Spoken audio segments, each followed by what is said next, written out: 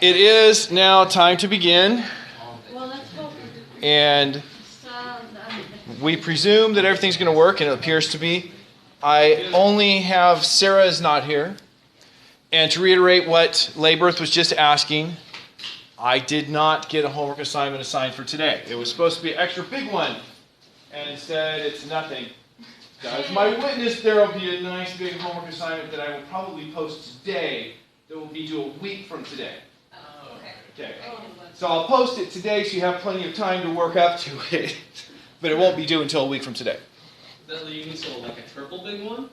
Well, no, it's not going to be like 20 questions. So it's supposed to be a homework on Sunday, but you forgot to post it? Well, it was supposed to be due today, but yeah. Right, because there actually was not supposed to be one today. There was supposed to be one the Wednesday just before the test. And so I was going to have homework today instead of that one because yeah. Friday? Yeah. Okay, so let's start with new material. Talking about the lives of stars. So last class period, we went through the birth stage of stars and then looking at the death, all as one big picture, and then started looking at the evidence to make us have some kind of confidence, or to at least help us have some kind of confidence that that might be what's going on. So now we're going to look at the life and death parts, because we finished talking about the birth parts. So stars spend about 90% of their lifetime on the main sequence. And we'll go through some simple equations that you can use them with actual measurements of stars to tell you why that's the case. Then during that time, they're going to burn most of their mass. That is, they're fusing hydrogen to helium. They burn most of their mass. Is the mass all gone? No. In fact, it's not literally burning, right? It's just fusing hydrogen to helium. Most of it's still there as helium. And so that helium can be fuel for the death stages depending on the star. Cooler stars don't burn as hot. Since they don't burn as hot, they tend to be red. Something bad happened? Something bad happened. Web seems to have lost its connection with your device. Please try casting again. I'm not going to. Okay, maybe I will. Well, my tablet's working. The Chromecast is rebooting, apparently. Nice stars.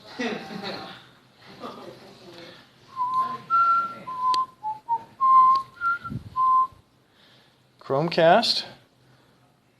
We'll try this again.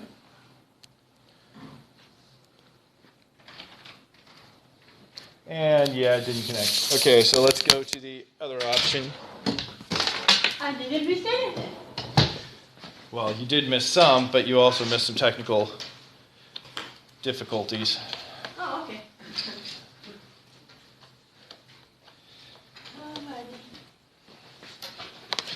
All right, so I'll stay right here for the rest of the lecture.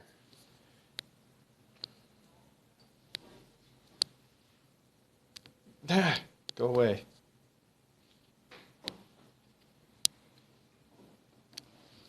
You can't see what's happening.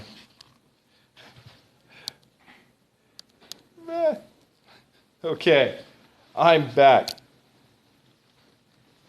All right, so the low mass stars, they burn more slowly. That is, they fuse hydrogen to helium at a lower rate. They're not as hot. They live long lives. The big massive stars burn fuel very rapidly. They're very hot. They're blue. Okay, so let's look at some information in more detail. First, about the lifetimes of stars. Measurements of stars show that stars with bigger mass have bigger luminosity. And that the luminosity, now as you can see here, the luminosity versus mass is not a perfectly straight line. There is that yellowish, whatever you want to call that color, line. But it's not perfect. And in fact, the textbook says that it ranges between the luminosity being proportional to mass cubed to being proportional to mass to the fourth. And luminosity is proportional to mass raised to the 3.5 power. is a good approximation for the overall behavior of that line. So what does that say? Well, what is luminosity? Luminosity is just like, grossly oversimplified, would be kind of the brightness and how much it's getting on. Okay, now in this class we use brightness and luminosity as contrasted terms. But luminosity is definitely tied to brightness. Brightness is how much energy per second per unit area we receive on Earth, the intensity. And luminosity is the total amount of energy it emits. So the luminosity is telling you how much energy per second is coming from the star. Of course, where's that energy coming from? It's coming from fusion. It's coming from fusion of hydrogen to helium. So if you know the luminosity, you also know how rapidly it's fusing hydrogen to helium. We can do the calculation for how much energy is released for each fusion, and then we see how much the total luminosity is, and we can then say, then that means there must be this many fusion reactions per second. So if we can determine the luminosity mass relation, we can also determine its lifetime because its mass is its fuel.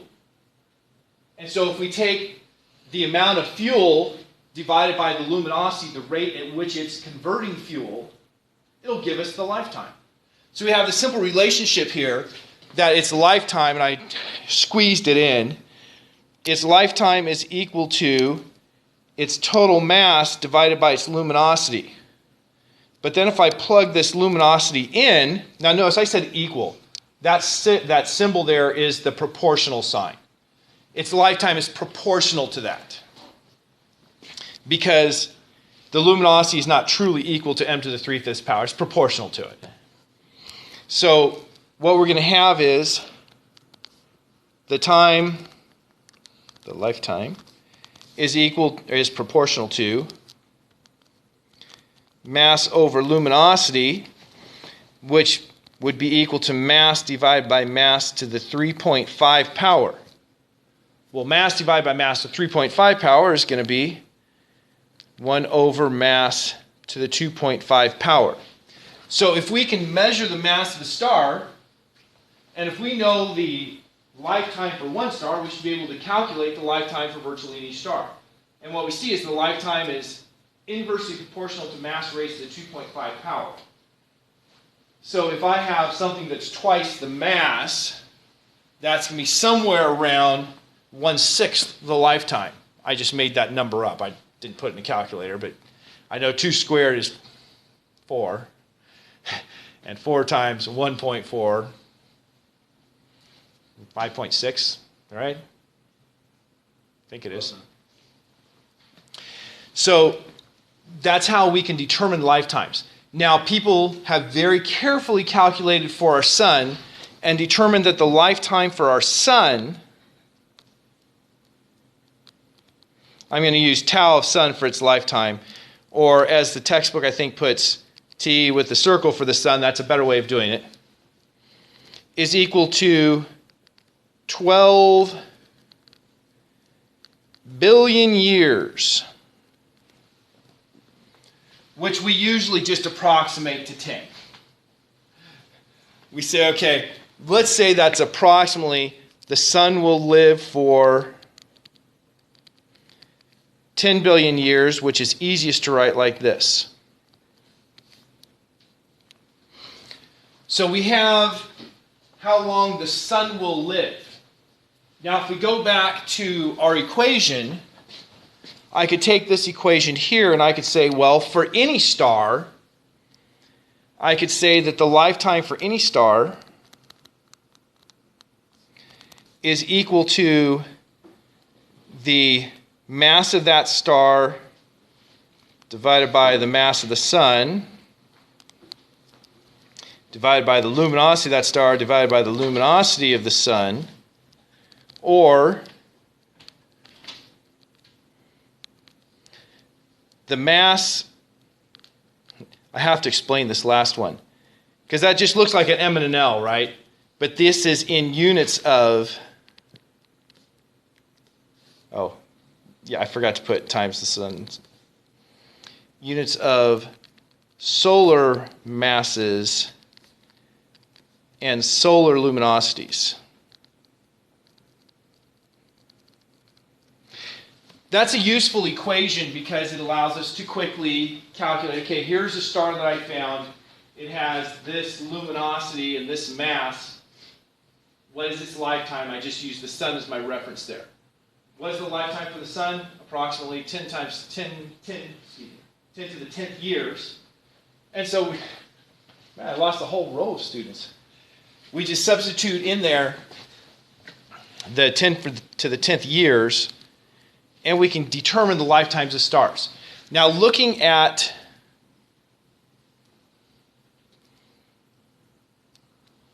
the alternate equation. Okay, this is one equation. This is the one that I saw in the textbook today.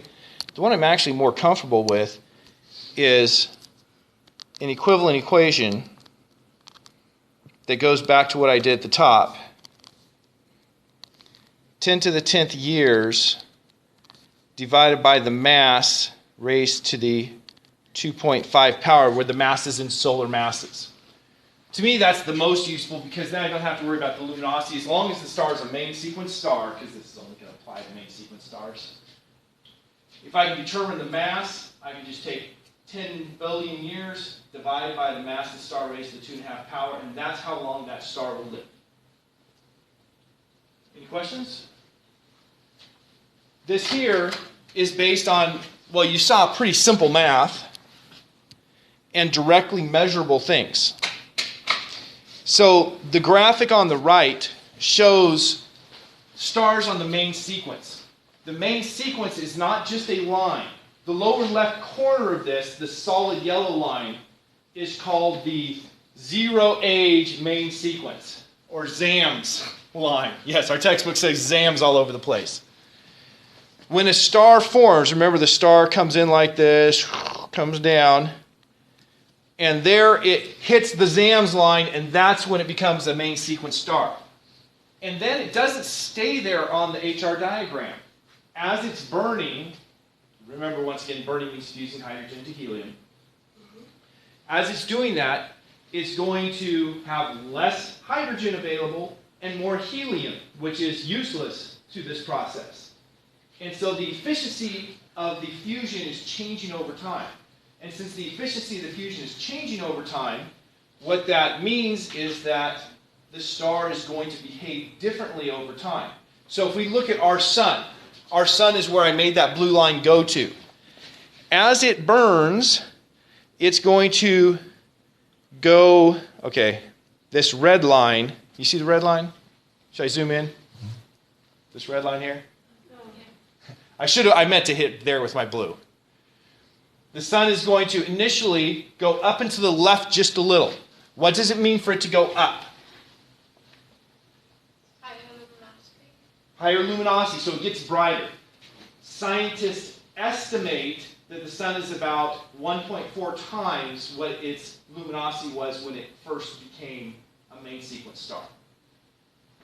It's going to the left a little bit. What does that tell you? Getting just a little bit hotter. Not a lot, but just a little. Question? So the sun was once bigger back then? That would actually be smaller. If you remember from the HR diagrams, the size basically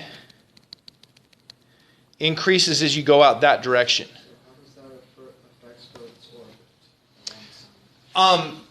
The size of the sun doesn't affect our orbit at all. As long as there's that mass there, it doesn't matter how big it's spread out over. It's the mass that makes a difference. Now, the sun is also losing mass at a very slow rate. You did a homework problem on that the last time you did do a homework assignment. And so that affects our orbit. And the particles that we run into affect our orbit. But the actual how big or small the sun is doesn't affect our orbit. Though it does affect if there's life, according to those scientists who measure it? Well, yes. If it's really hot, there can't be life, as we understand it.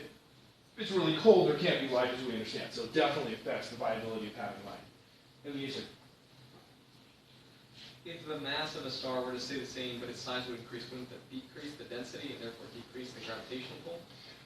No, because if you have a uniform sphere, you can always treat it as if all the mass is at the center. as long as you are outside of that mass. Now, if the mass encompasses you, so if the sun of the mass goes past the Earth, then that makes a difference. But as long as it's closer than the Earth, it doesn't matter. All right. As long as it's spherically symmetric. So our sun will get up here about halfway through, and we believe that the sun is about halfway through its lifetime, that the sun is about 5 billion years old, has about 5 billion years to go. The sun is going to start moving to the right, but continue moving up. Continue moving up, becoming more luminous. Moving to the right, getting a little cooler. Now, as far as the heating of Earth, which one matters? The luminosity or the temperature?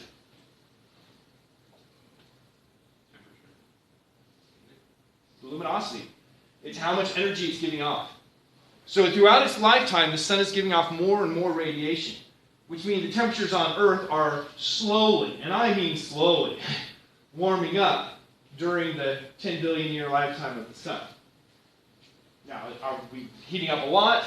Well, not due to this, but it's something that over the course of, a few tens of millions of years, you'd notice a difference. Yeah.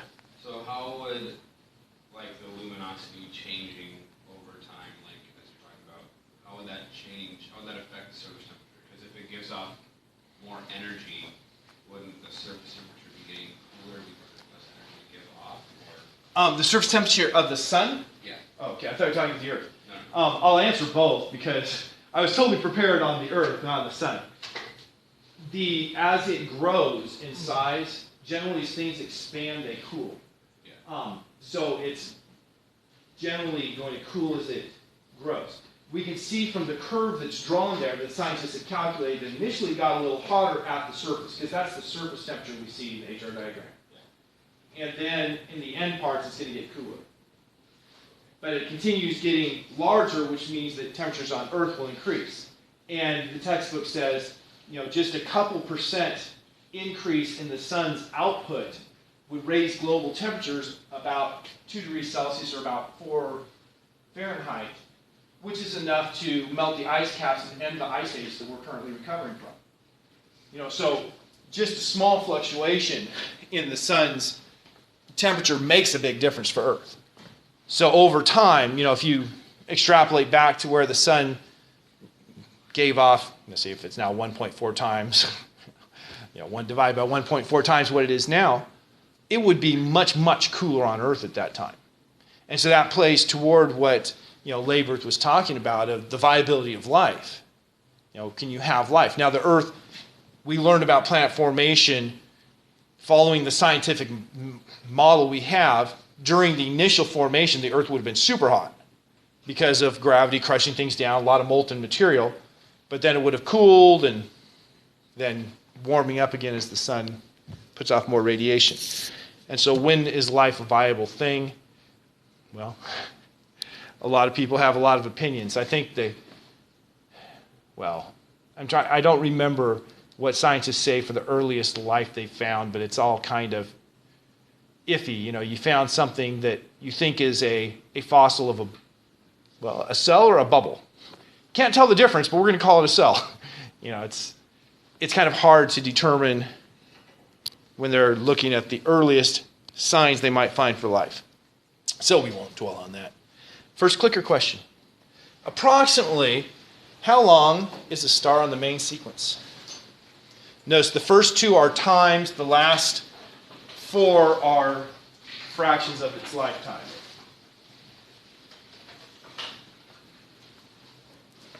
Are there 2 or 1?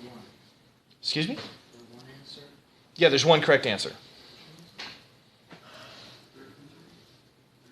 last 4. 33. The last 4 is a fraction. Excuse me? The last 4 are the fractions you said. Yes, these are all percentage of the lifetime, right? Its entire life means 100%. And the top 2 are the same amount for all stars. Okay, everybody's put their answer in, and we have one person that said about 1 billion years. One person that said about 1 million years. One person said its entire lifetime. And 8 people that said 90% of its life. 90% of a star's life is on the main sequence. Now, I said I will show you why there's good reason to believe that. Not yet. I haven't shown you yet. But we believe that 90% of a star's lifetime is on the main sequence. Hence, when you look out there at stars, just like for the test question, where most of the stars are M's, most of the stars you find are main sequence, because all stars live 90% of their lives on the main sequence, or roughly, varies a little bit. And so that means when you look out there, any star you find is probably going to be in its main sequence portion of its lifetime. So you find a lot more main sequence stars. So that means MV is by far the most common star, because M is the most common you found on the test, and V the main sequence. Okay, while the star is living, it has that delicate balance between pressure pushing out and gravity pulling in. But as it runs low on hydrogen in the core, now this doesn't mean it ran out, but as it runs low on hydrogen in the core just can't keep up. So it starts faltering in producing the temperatures, and it doesn't push out enough. And of course, if the core's not pushing out hard, but gravity's still pulling in hard, what's going to happen? No, it's kind of like if you're doing the bench press, and you got, let's say 225 on the bar. You can pump out the first 5 or so, but then you start to get tired and you're pushing as hard as you can, but gravity's putting more force than you. What's going to happen? Gravity's going to beat you. It's going to come back down on you, right? No. That does not happen to Caleb. Caleb he never loses to gravity. He's gravity in submission. Okay, so it doesn't happen to Chuck Norris. I think we can all agree with that and move on. So the core starts getting crushed because it can't keep up. Well, that's the beginning of the end for the star. The core starts getting crushed, and what happens is, as the core is getting crushed, that generates, actually, that's not what happens yet. The core gets crushed, and outside of the core, the temperatures and pressures there start increasing because they're not being pushed out. They fall in, they get hotter. And it gets to where you have high enough temperature and pressure outside of the core for hydrogen to start fusing outside of the core. For that 90% of its lifetime, for the main sequence lifetime, all fusion was occurring in the core. But now you have a shell of hydrogen that's fusing around an inert core. And this brings up a really odd situation. The core continues to collapse. And as it collapses, it's producing more and more energy coming out. That energy coming out makes the exterior of the star expand. Because you have so much energy coming out that you have actually more energy coming out than the gravity's pulling in, it expands. But thermodynamics says as it expands, it cools. And so as long as that core keeps collapsing, your star keeps expanding and cooling. And so you have a shell of hydrogen fusion. In the core, you have just collapsing going on. Growing red, because it's cooler, star. So it's called a red giant. And this continues until, I think this is the next one. Well, no, it doesn't. More fun things happen. And in fact, dealing with small stars, they don't explode. And I'm not going to get to the big stars today, so we won't get to explode today. So we have here what's called the red giant branch.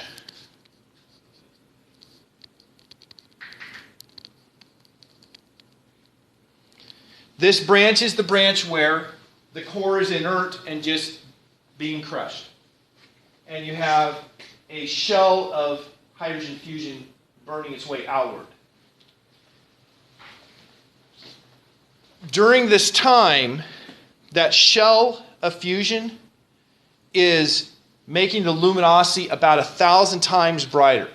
If you look at the sun here, so here's the sun starting there, comes up and ends up here.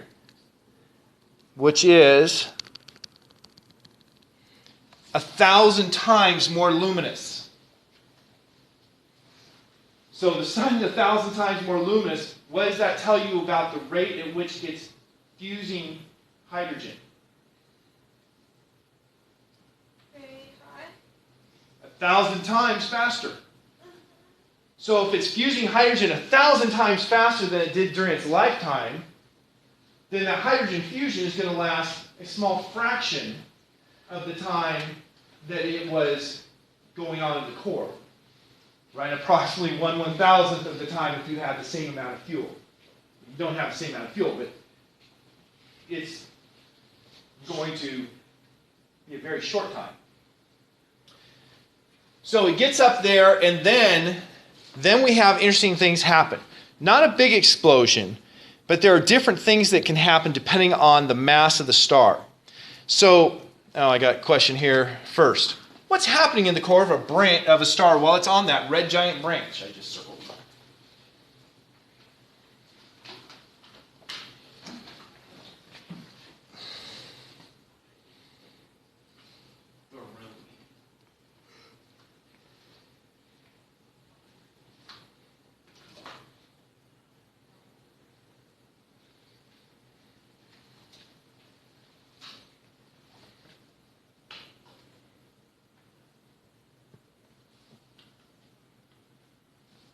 Okay, everybody's answered, and we have a nice,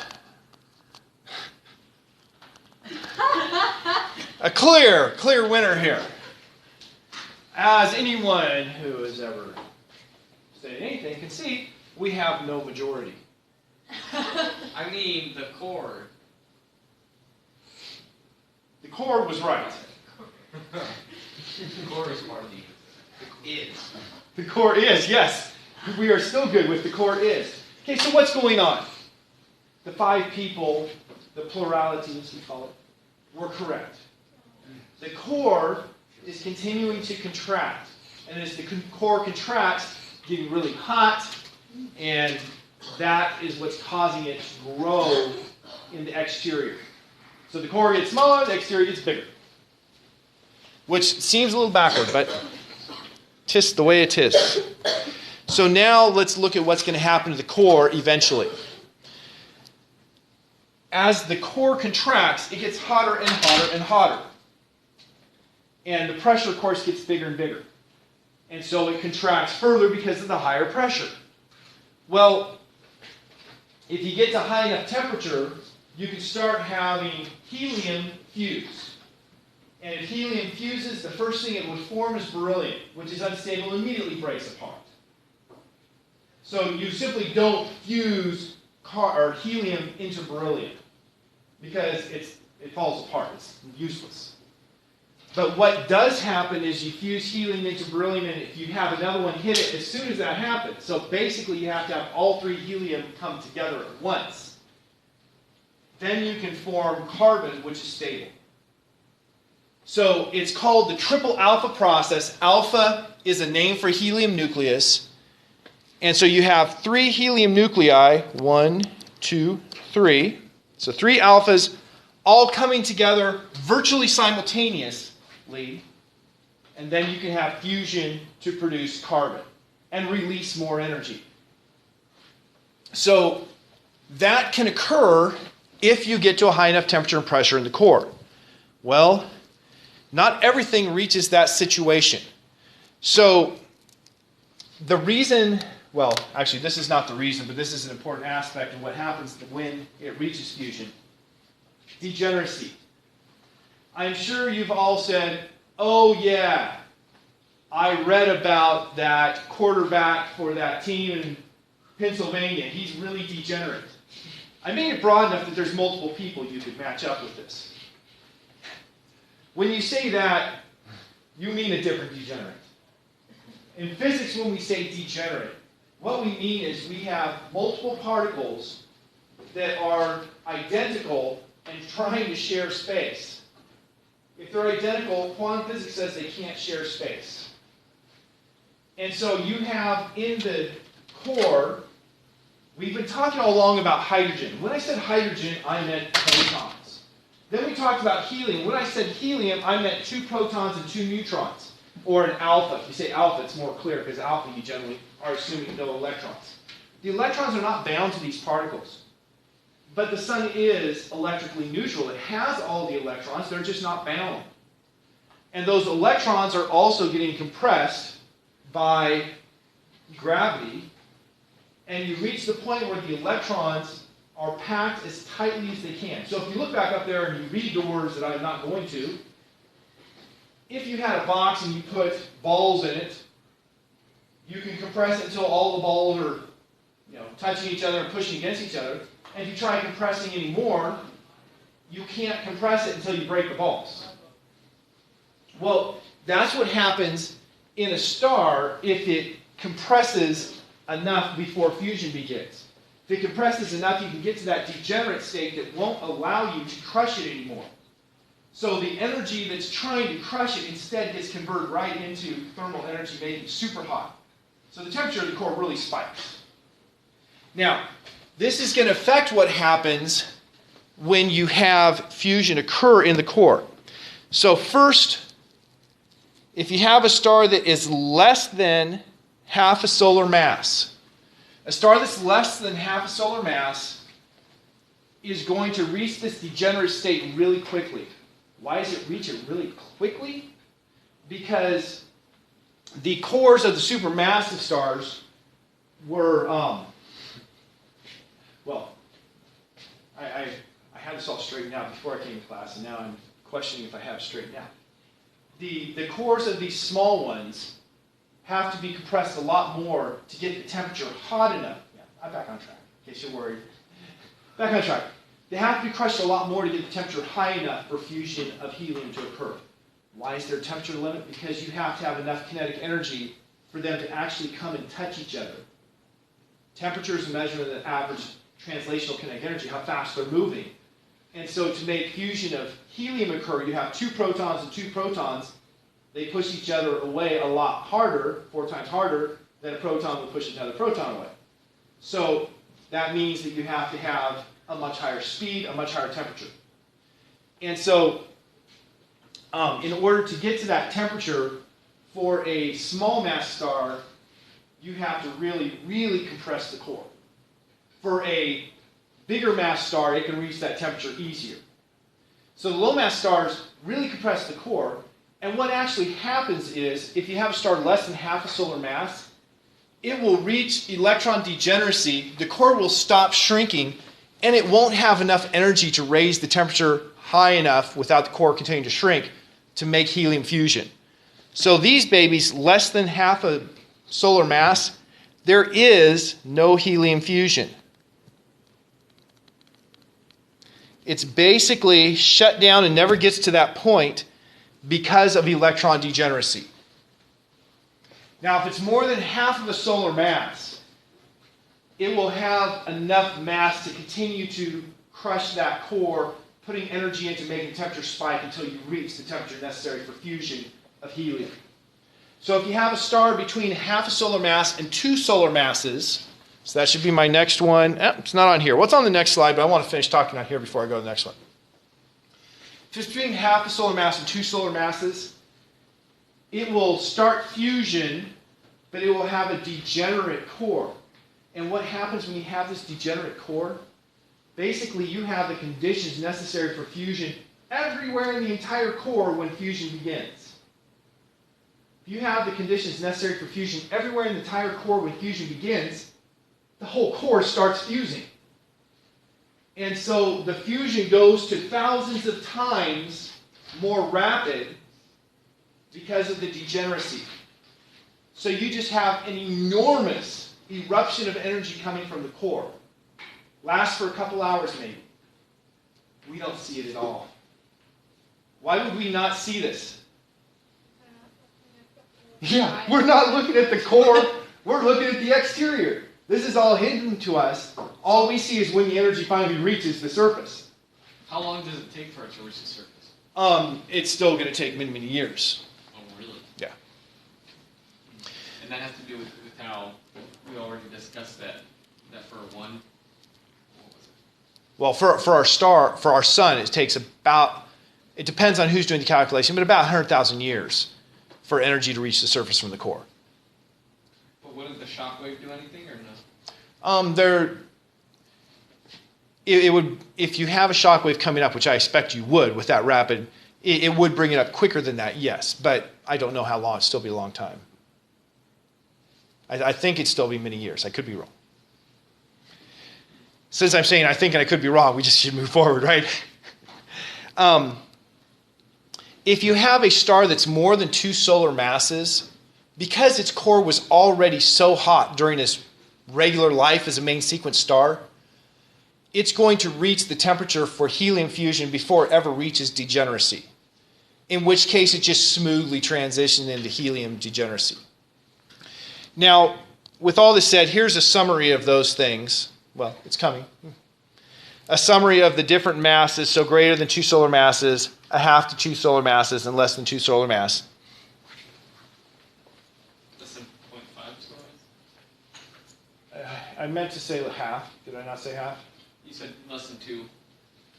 Okay, yeah, greater than 2, between a half and 2, and less than a half. Okay, so that's all going on in the core. Now, remember the last clicker question we had was what's going on in the core during the giant phase, the red giant branch? What was going on? The core was compressing. Well, now when we reach helium fusion in the core, what do you suppose is going to happen in the core? Once the helium flash happens, or just the helium fusion? Once you've reached stable helium fusion. So you have that helium flash in the middle size that lasts for maybe an hour or two, and then after that you stabilize again. So I would imagine it starts growing again. Well, the core now is stable, so the core is not going to be collapsing anymore. And so with the core stabilizing, then the whole star can reach a new equilibrium. So it's gone up to this red branch, but now it has a stable core, and it shrinks down to a nice equilibrium size and tends to become a yellow giant. Don't worry about trying to answer yet. I'll actually come back to that. So it has fusion in the core and comes down to the yellow giant stage. Now, if you look here, at the tops of each one of these lines is actually where helium fusion begins. So it's on its red giant branch going up, and then helium fusion begins and it comes down. If you look at these lower two, it has a dashed line, which I presume means very rapid then equilibration down to the stable region. And it has a new second main sequence, if you will, as a yellow giant. Why is it a yellow giant? Well, look at the temperatures there where it says fusing helium in the core. It's in the F to G range, the yellowish colors, yellowish white. And it's still much larger than the main sequence. So that's essentially a second main sequence. Now going back to our clicker question. Will the sun have a helium flash?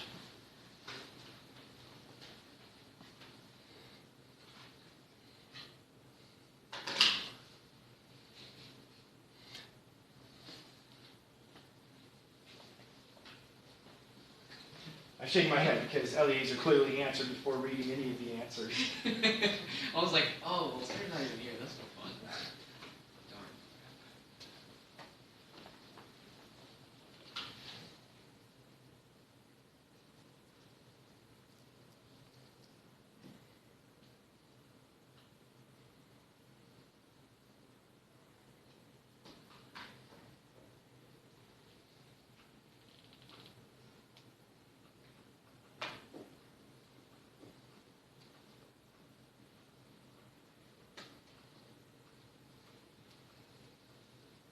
Okay, here's what we got.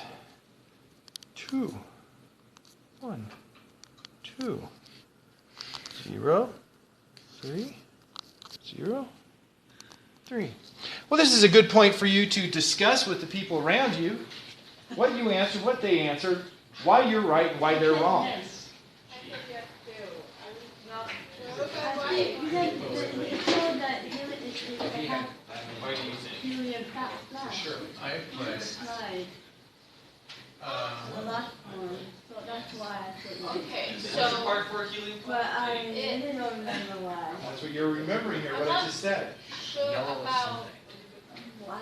it's a middle class star, it's got the right amount of mass, I think. This is actually one of my favorite subjects that we've gotten covered in class before, and I can't believe I can't remember what I said. I know it has to do with degeneracy, so that's why I put that down that part. So what has to do?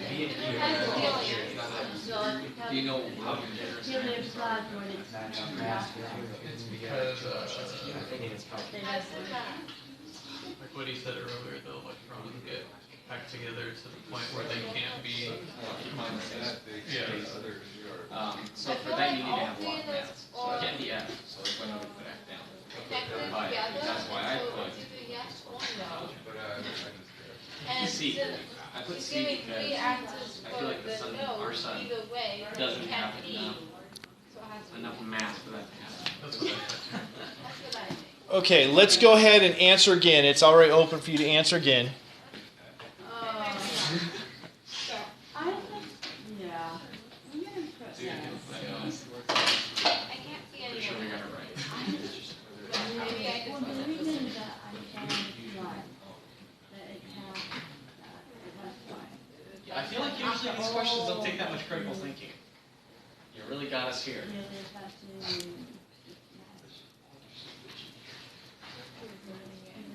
What? If you were looking at me like, can't do it. She'll tell you.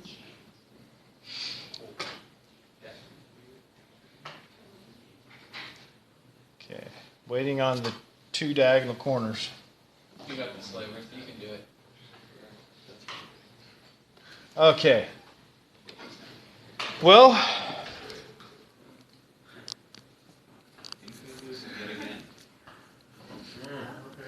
Dang it, guys. Why can't we all just go on the same page? here's the changes. And G stayed the same. So the people who picked G were just being stubborn. No. Because they were correct. Dang it! Dang it, Lieber! They were just being stubborn. Okay, now let's look at this. Let's make sure we understand. Right? Why do we do these things? To develop understanding. So, let's start with these things. Well, at least I'm on Let us straight, Eli. Enough mass to become a giant. It's on the No, I path was that just says to become a giant. I actually didn't give you a number for the mass required for a giant. I just said stars less than 0.8 will reach degeneracy while the core is shrinking before they, have done anything. So we know the stars that are at least 0.5 are going to have their core shrinking, which means they're going to be growing during that time. So I would say that, the lower limit for a giant is smaller than 0.5 solar masses. What's the lower limit for a star in general? 0.01. 0.08. Okay, so the sun clearly has enough mass to become a giant. Then we go to the next one. Does not have enough mass for helium fusion to begin. What mass was necessary for helium fusion to begin? It was 0.5. I just said it. So that's half of the suns. Clearly we have enough mass for helium fusion to begin. Now, electron degeneracy. Electron degeneracy occurs before 0.5 solar masses. It tells us that's what stops the collapse of 0.5 and smaller solar masses. It's because they reach electron degeneracy too early. So clearly we're going to reach electron degeneracy. And then we get to the ones that were, too much mass to be a giant? No such thing. Too much mass for helium fusion to begin? No such thing. Too much mass for electron degeneracy to occur? Oh, that one was real. But what is the limit? Too much mass for electron degeneracy to occur? It was 2 solar masses. So now we just look at this and we say, okay, so is the sun less than 0.5? Then the answer would be no, because it doesn't have enough for helium fusion. That's right. Is it between 0.5 and 2? If that's the answer, then it's yes. If it's more than 2, then the answer would be F. And so, of course, 1 is between 0.5 and 2. I think we all know that. I am sure we all know that, not just think. I have quite the confidence that you know that. I bet you anything, if you put that up on one of the clicker questions, somebody, not me, would probably... Yeah. Okay. I like this slide most of all because it has the statement, "The end is near." Walking around with my sign. So after that stable phase, we get to the potential of variables. Now, this is a picture of a Mira variable. In fact, it's not just a Mira variable, it's the star Mira. Wow. And you can see it's a lot different in brightness. It's about 100 times brighter in the picture on the right than it is in the picture on the left. So this star is getting much brighter and much dimmer. Turn its brights on. That's really interesting. That is, I think, one of the primary areas of research that they do in the astronomy department at UNL, studying variable stars.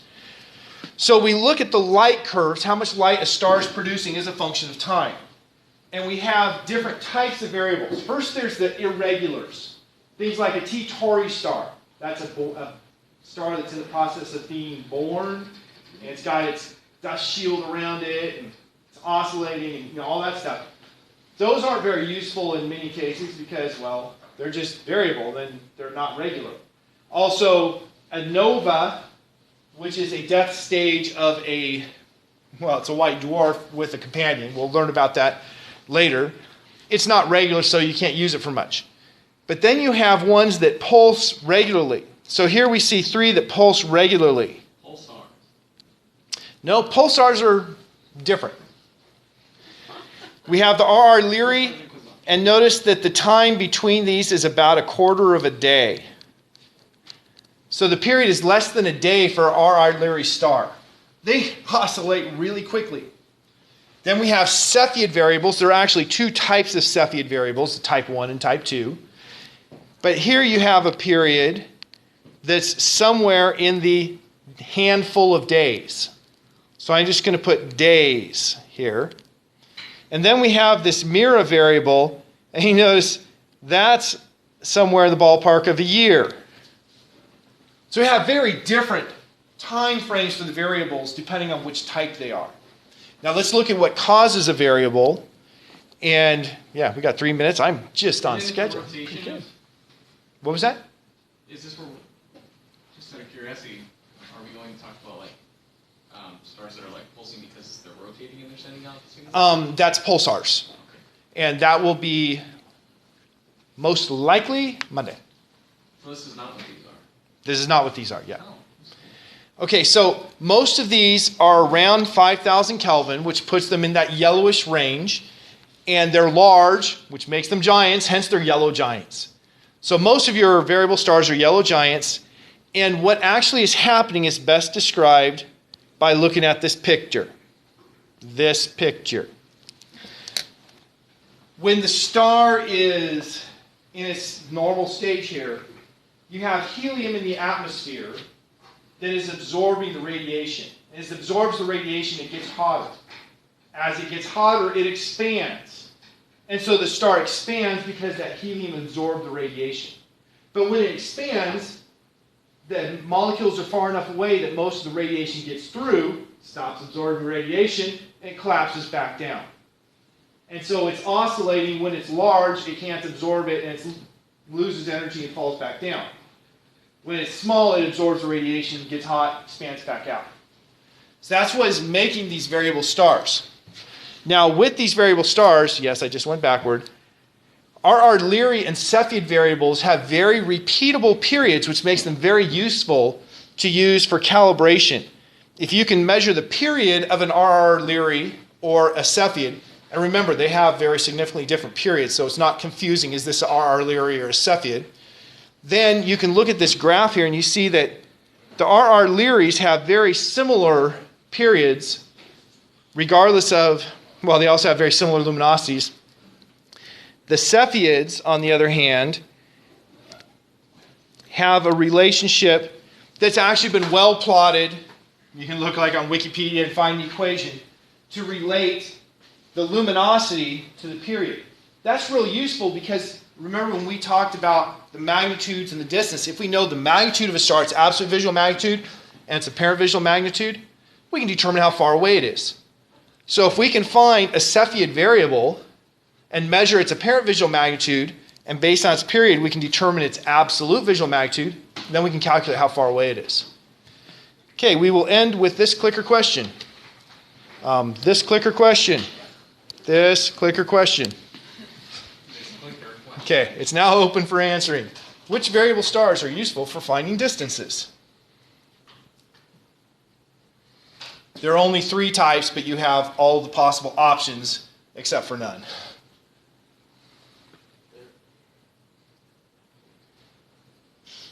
There are more than one answers in this? No, there's only one correct answer. All of the different options are laid out here. So it's only one of the options.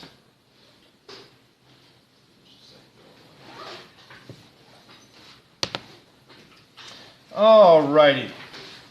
Our answers were 3, 2, 1, 0, blast off. It was the R. Lyrae and the Cepheids that are useful. Okay, have a good day. I'll see y'all Friday.